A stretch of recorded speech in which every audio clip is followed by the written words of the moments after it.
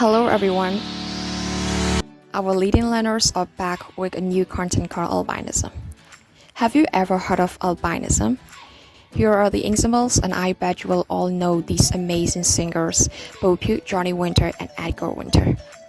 Have you ever wondered their appearance?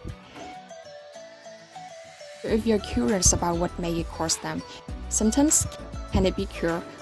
Whom can cause albinism? Some persecution of them. I will be sharing these 5 topics. Without further ado, let's get started. So, what is albinism? Albinism is a rare genetic disorder when you are born with a usual amount of melanin pigment. Melanin is a chemical in your body that determines the color of your skin, hair, and eyes. Albinism isn't a disease. It is a genetic condition that people are born with.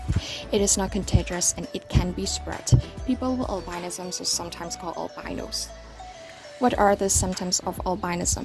There are 2 principal types of albinism: oculocutaneous, affecting the eyes, skin, and hair, and ocular, affecting the eyes only.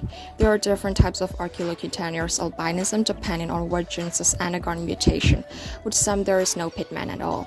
With ocular albinism, the color of the iris of the eyes may vary from blue to green and even brown, and sometimes darkens with age.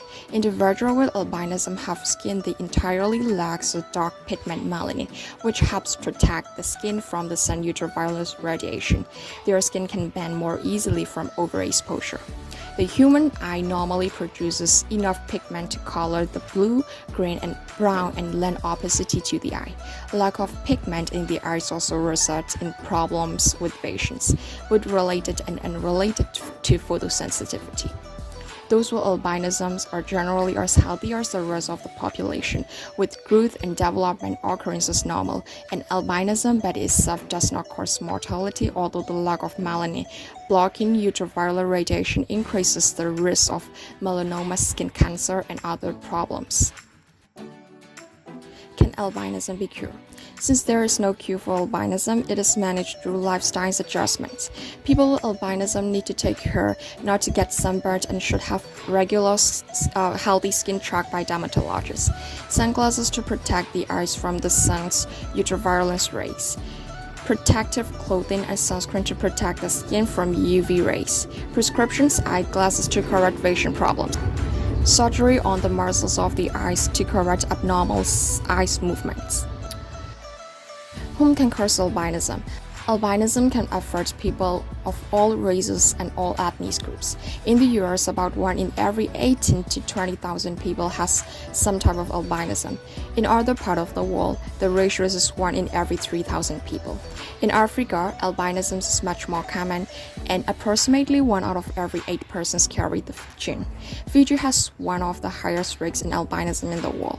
In oculocutaneous albinism, both parents must carry an albinism gene for their children to be born with albinism. The child has 1 in 4 chance of being born with albinism. If just one parent has albinism gene, the child won't have oculocutaneous albinism, but they will have a 50% chance of being a carrier of the gene themselves. Persecution of people with albinism.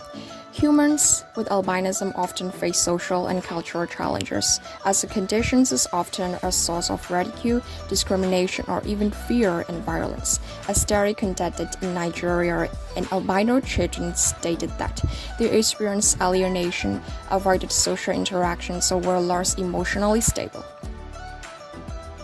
The US-based National Geographic Society estimated that in Tanzania, a complete set of albino body parts is worth $75,000. Numerous authenticated incidents have occurred in Africa during the 21st century.